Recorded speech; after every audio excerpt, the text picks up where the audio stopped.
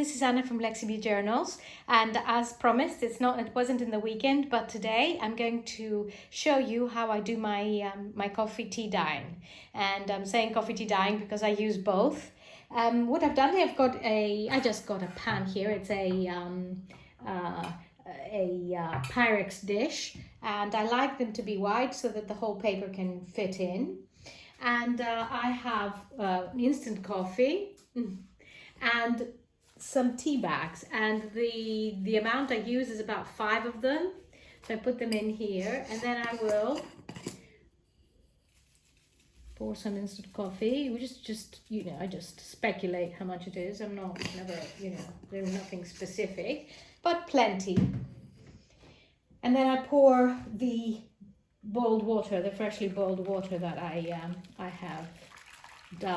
have made. So you can see that it's quite dark. I'm going to add some more. Add some more coffee, a bit darker. So most of the time I let it get cooler, but just because of today, doing the live video, I'm going to add some cooler water, some cold water in it, so we can get it going. But I'm sure you can do that anyway. There's no reason why you shouldn't. And the tea bags that I've got left inside, funnily enough, I leave them there. And I'll tell you why I do that. I leave the tea bags. So I have ivory paper. I don't use white paper. I use ivory paper, and it's 120 GSM, the one that I have. And it looks like this. It's I prefer the ivory paper because it coffee dyes nicer. This is what it looks like once it's done. It's got the ivory underneath. I think you can see that it's not white. It has a different shade when it's coffee dyed, and I know that because when I used to coffee dye it with white, it was a little bit more gray, and this one's got a nice honey color, more honey, more yellow. And this one is a larger one. Now the big papers are 90 GSM, and as you can see, the coffee dyeing is even better. It creates these clouds. Some parts are not completely done, which is nice. I just like them all looking different. And the other side is more like, it's got more like darker. It's almost like it's been painted over. So basically this is what I do, and I'm just gonna show you how I do it. I just put them in here like that, and because it's a bit hot still, it's a little bit, the paper curves, but it doesn't matter. There we go, and I just let it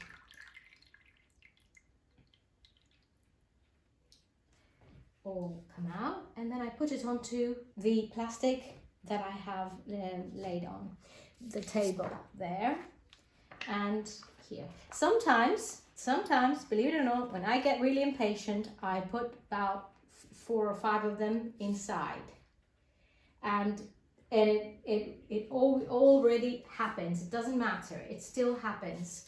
So if you don't want to spend hours and hours and you want to do lots, because I like doing big, so lots of them together. I like to finish a few so that I have for a few journals, and I don't have to keep coffee dyeing every time. So I make about, let's say, 100, 150, and I mix in my journals. I mix the plain ivory that has been printed with the images, and then I also mix this coffee dyed paper. So I don't need as many coffee dyed papers as I used to when I coffee dyed everything. So there we go. Here this is what I do. I just put them on top of the other, and I also lay them on top of each other. It really doesn't matter because they still come out. When you remove them, they don't tear. At least these, because they're so much thicker. These ones, maybe the thinner ones. Actually, yes, the large one The larger ones I have to do one by one. The A2 ones, that's what they are, A2. So these are what we call here in the UK A4, which is what we print with as well. This is the size that we print with. So this is what I do. And you see these the coffee that is like a little bit on top of the paper. It remains there. Leave it there. Don't wipe it, just leave it there. Leave the little bubbles, leave everything. If you want to have a nice effect, just leave it all there. And you'll get all these shapes that look very natural and fun on your papers. You see, I left the bubbles there. And I also left on the surface like whatever coffee there is. So I'm just gonna add a few. So you see, this is what I do usually because I'm a bit impatient. But because there's plenty of coffee in this container, in this Pyrex dish, there's so much coffee that there's no problem, you know. And they don't dissolve. The paper doesn't dissolve anyway so fast. So you don't leave it there forever. You just wait like a few seconds and then you take it all out. Like that. You let it all drip out. And then you put it on top. So there we are. This is what I do. I leave it there a few hours overnight or whatever to dry. And once they're all dry, sometimes I come back and I turn them around so that the ones that are drier on top will, will have dried. So I'll flip them over, and this is how I do it. So the other thing I wanted to show you is once you've got them all down, well, once they've all dried,